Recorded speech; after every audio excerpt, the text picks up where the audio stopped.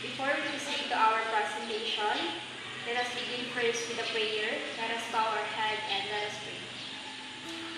Lord, we thank you for a gift of life you have given to us, for another day we go through, and for a chance to learn something new. Bless us with your powerful protection and guide us in everything we do, and not lean on our own understanding.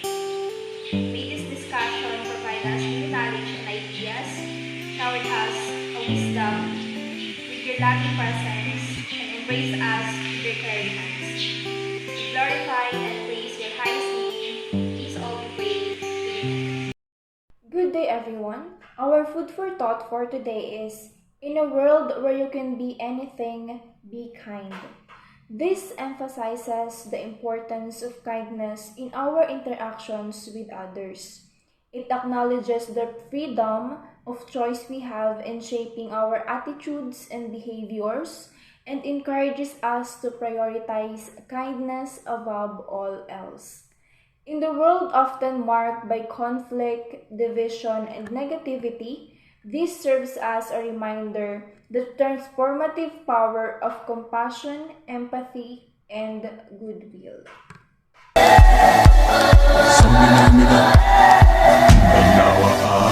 Samina mina, waka waka, samina mina sakalewa, anawa samina mina, waka waka, samina mina sakalewa.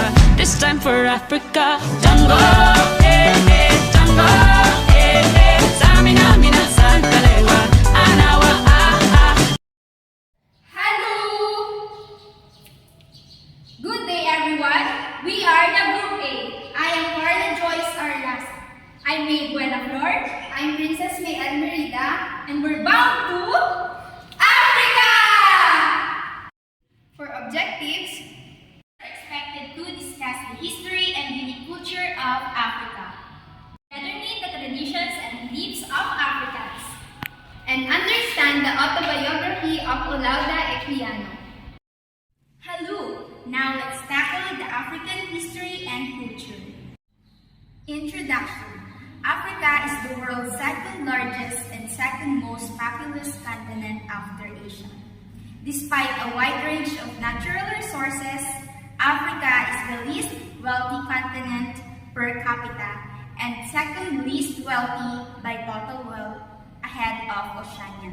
So, kahit na second largest and second most populous continent ang Africa, sila pa rin ay belong sa least wealthy continent. So, malalaman natin bakit nga ba least wealthy pa rin ang Africa sa pagpapatuloy ng ating reporting when we proceed to the history of Africa. So, now let's go to the history of Africa. So, nagsimula ang history of Africa with the emergence of hominids, archaic humans, and Homo sapiens. When we say hominids, it is a group consisting of all modern and extinct great apes like chimpanzees, orangutans, gorillas, plus all their immediate ancestors. When we say archaic humans naman, it is a broad category denoting of all species in the genus Homo. And when we say Homo sapiens, they are the modern humans. Homo is a Latin word for humans, and the sapiens is a Latin word for wise. Scientists believe that Africa was the birthplace of mankind. During that time, the modern humans lived by means of hunting and gathering by the use of stone tools. By 5000 BC, lumaganap naman ang farming throughout the Africa. During that time, ang Sahara Desert is hindi pa isang disyerto. Ito ay isang green and fertile area. Pero dahil na rin sa kakulangan ng tubig at unreliable rainfall, naging tuyo ang paligid nito at naging isang disyerto. The continent of Africa was a cradle of human life, and each stage of development was recorded in the African record. Rome and Greece regarded the Africa as a source of wisdom. Let's go to the African cultures. The culture of Africa is varied and manifold, consisting consisting of a mixture of countries with the various tribes depicting their unique characteristic and the trait from the continent of Africa. It is a product of the diverse population that inhabit the contribution of Africa and the African diaspora. The first culture, men from the Latuka tribe in Sudan still practice the tradition of kidnapping a woman that they want to marry. After a Latuka man has taken his bride-to-be, he goes back to his father to ask for his blessing.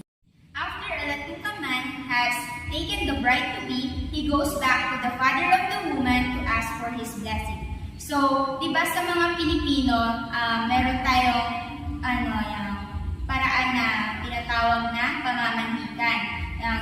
Hinihingi ng mga lalaki ang blessing ng pamilya ng babae na gusto nilang pakasalan. Sa Africa naman, kinikidnap nila yung mga babaeng gusto nilang mapangasawa, and after nilang makidnap, saka lang sila pupunta sa ama ng babae upang hingi ang kanyang blessing. Northern Namibia covered themselves with a mixture of red soil and milk fat, and so they appear to have a reddish skin. The Otijai's mixture is considered to be a beauty cosmetic. They also use ash to cleanse hair because water is scarce. So dahil sa kakulangan ng tubig, gumagamit na rin sila ng ash para malinis yung kanilang mga buhok. So gumagamit din sila ng Otijai's mixture para laban nila sa sikat ng araw. Now let's go to the last one. The Algerian men of the Aha-Karin Tuareg group wear a veil almost all the time, occasionally taking them off when in a family group or while they travel. So, tinatanggal lang nila yung mga veil nila kapag nasa pamilya lang sila or kapag nag-travel sila. Pero pag wala sila doon is, lagi lang silang nakasuot ng veil. Africa is known for its rich culture, heritage, and love for customary traditions. Some Africans' traditions are quite mysterious and tend to fascinate people within and outside the continent. Before we proceed, are you guys familiar with the term traditions? Of course, yes. Traditions is the transmission of customs, beliefs from one generation to another generation. So now, let us know some of the popular traditions of Africans. First, the courtship dance of the Budagi. We all know that courtship is the first way to get to know your future partner. Unlike here in the Philippines that men do haranas, they sing, in Africa, they dances during courtship. They show their teeth and eyes as they consider it as an asset to be a good-looking one. This ritual has only one goal, and that is to get the attention of a young woman. In Africa, unknown to many, if African men did not marry, their legacy and their social status will never noticed and hardly seen. While scrolling to Facebook, TikTok, or Instagram, have you seen this picture? Have you wondered what is that pink on the lips? Well, that is called the lip plates of the Mercy. Mercy women are famous for their wooden lip plates. Its symbol, the epitome of beauty, identity, and humility. When Mercy woman reaches 15 to 16 years old, her mother will cut her lower lip and held open by a sudden tug until it heals. This tradition also marks a commitment to the husband because it is born with a great pride during serving him with the food. If the husband dies, the lip plate is removed, since the external beauty of the woman is said to fade after his death. The third tradition is old is gold. Old is gold is a very known and a popular proverb. The actual meaning of this is that whatever is old is actually valued as gold. We as young should obey our elders. This custom is widely known regardless of one's origin, beliefs, and custom. In an era of rapid change for Africa, the nomadic people or tribe clings to its traditional way of life. As you have read, there is a third social hierarchies, which is a fundamentally Latin process that describes social relationships between individuals and groups. In this tradition, the Samboran tribe followed the methods, practices, and the system of the gerontocracy. Gerontocracy is a state, society, or group governed by old people. By that meaning, elders have the ultimate power and superiority over the young adults. So when a young nomadic individual decided to fulfill his dream, she first should consider the advice of the oldest members of the society. The fourth tradition is the woman's rights. Here in the Philippines, stealing someone's spouse is a wrongdoing or can cause a legal problem. During the Garol festival, elaborately dressed Budabi men burst out their best moves to impress a woman and hopefully steal her from the current husband. If he is successful, she automatically becomes his wife and he will be lauded as a hero of their society. However, more interestingly, the term steal is actually a misnomer. Misnomer is a wrong or accurate name or designation.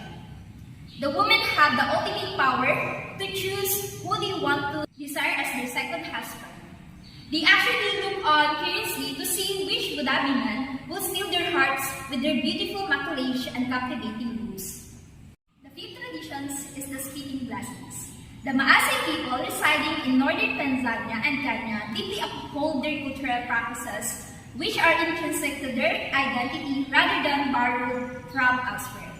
One such practice involves spitting as a gesture of respect and blessings towards guests or individuals they welcome. Maasai warriors, as a mark of respect, often spit their hands before greeting elders or engaging in a handshake, symbolizing profound reverence with their clan. The spitting blessings is an unusual tradition practiced by the members of the Maasai tribe in Kenya and Tanzania, like this one.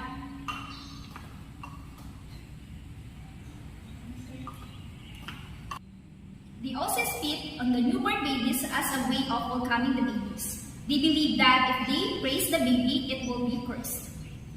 It is also practiced during a wedding ceremony. The father will spit her daughter on her forehead. To make it simple, the main purpose of the Maasai tribe of this tradition is to show respect. The last tradition is the beating the suitor. The Shara tradition is practiced by the Fulani tribe, particularly those in West Africa. Shara occurs when two young men want to marry the same woman. To compete for her hand, they must fight physically. The man must squash the signs of pain during the fight. The winner is the man who takes the beating without showing any sign of pain, and his reward is the woman he wants to marry. Sharo is a Fulani term used to express the youngest man's manhood.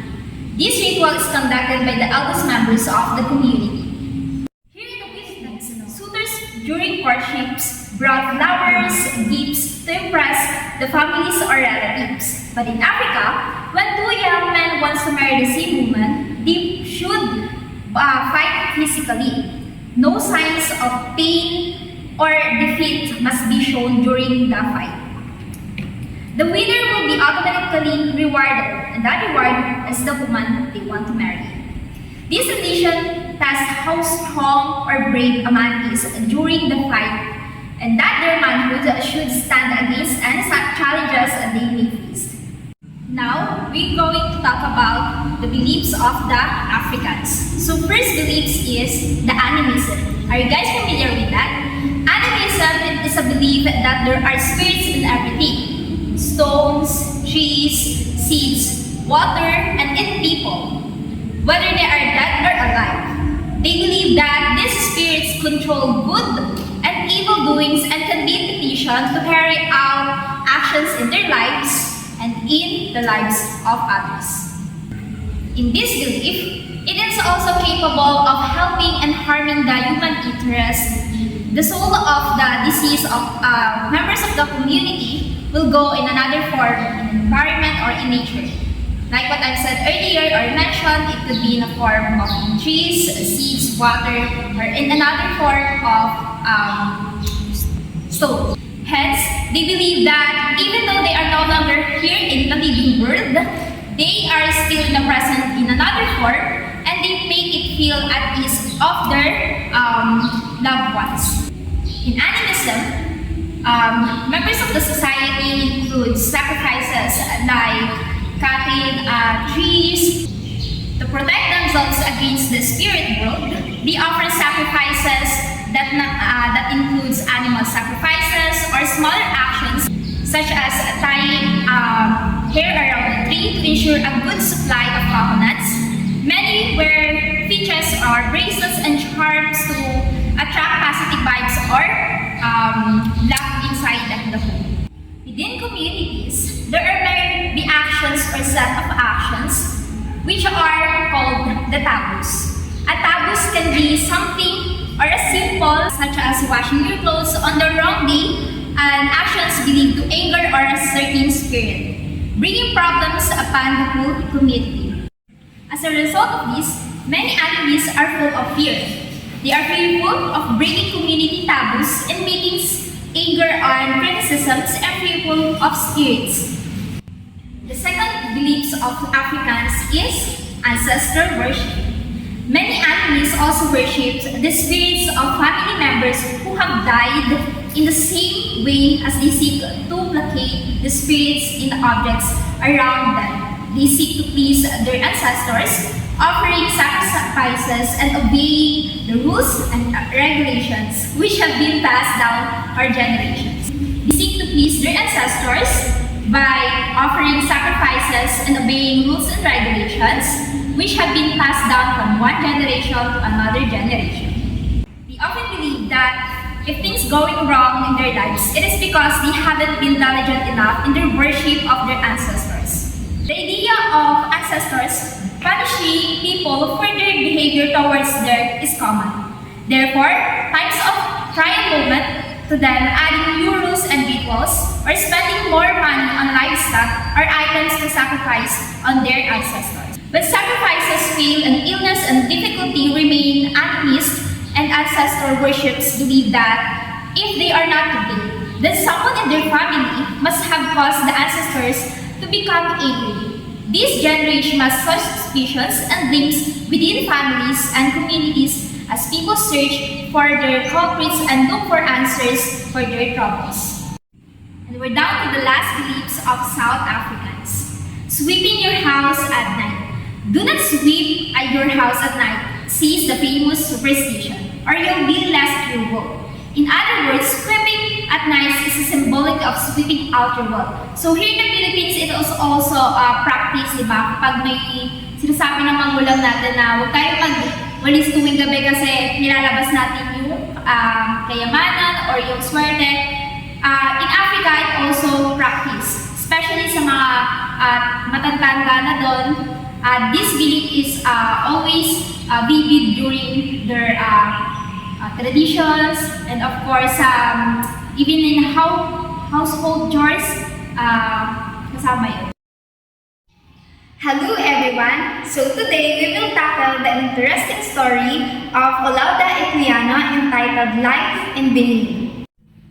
So Life in Benin is a narrative essay from the autobiography of Olaudah Equiano. So later on, we will explore what Life in Benin is all about. But for now, let's understand what narrative essay is. So narrative essay is different from descriptive essay. When we say descriptive essay, it is an essay that conveys a description of places, objects, or concepts. However, when we say a narrative essay, it is an essay that tells a story based on the personal experience of the author. So basically, or in short, the Life in Benin is based from the personal experience of the author, Olaudah Equiano. So now, let's proceed to Benin. So Benin is a country located somewhere part in Western Africa. Benin was once known as the Kingdom of the Dahomey, and the people live there is called Beninois. They are famous of bas-reliefs, plaques, sculptures, and life-size head sculptures. So during the old times, Benin was a powerful West African kingdom, and they became popular also because of their public rituals and large palaces which house 100 wives of Oba or king. Let's proceed to the author. Olaudah Equiano has two roles in these stories. As an author, at the same time, the main character. So, Olaudah Equiano, born in the kingdom of Benin. He was a an African slave. He was the one who wrote the autobiography, The Interesting Narrative Life of Olaudah Equiano. So, in this book, he portrays his horrific experience as an African slave. And in this autobiography, it is the earliest book written by a Black African. So now, let's proceed to the summary of life in Benin. So here are some exciting and unique practices, culture, and beliefs of Benigua. Like what I said earlier, this narrative essay is just a chapter of the autobiography. So in this autobiography is composed of 11 chapters. And the chapter 1 is the life in Benin, where the author described his homeland and the district where he was born. So Benin has established rules and laws for their people.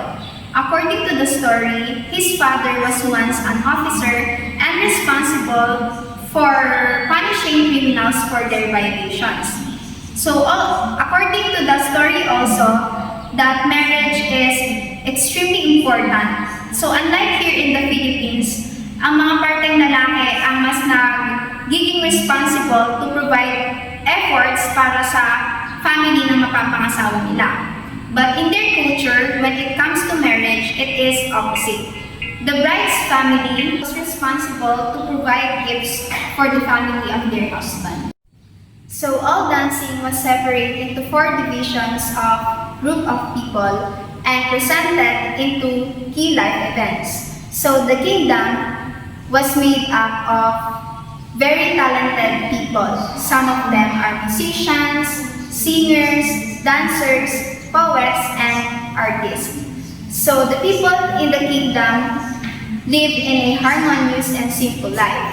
From the way they dress, very clean and very neat, up to how they treat each other as a member of the family or a friend.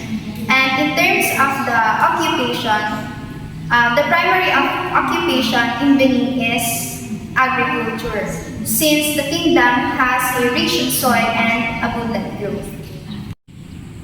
So in Philippines, ang mga pangalan na ginagamit sa mga bagong silang na bata is nakadepende sa kung anong gustong ipangalan ng kanilang mga magulang. But in Benin, as part of Africa, binibase nila to sa mga named under the virtues like joy, faith, or love dahil pinapaniwalaan nila na ito ay swerte.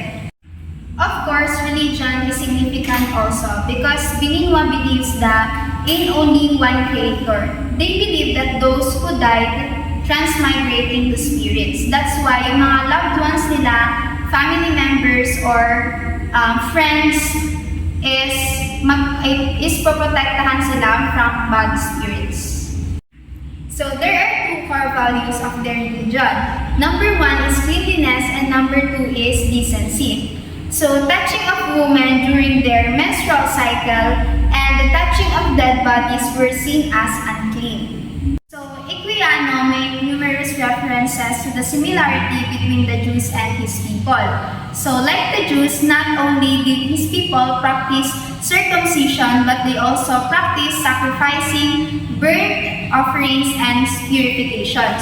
So napag-alaman ni Equiano na they have similar beliefs or practices with the Jews, katulad na lang ng circumcision, burnt offerings, or yung pag-offer nila ng mga or pag-aalay nila ng mga hayop sa kanilang tinuturing na God. And also, the motive of this narrative essay, Life in Benin, is a chapter from Olaudah's memoir, The Interesting Narrative of the Life of Olaudah.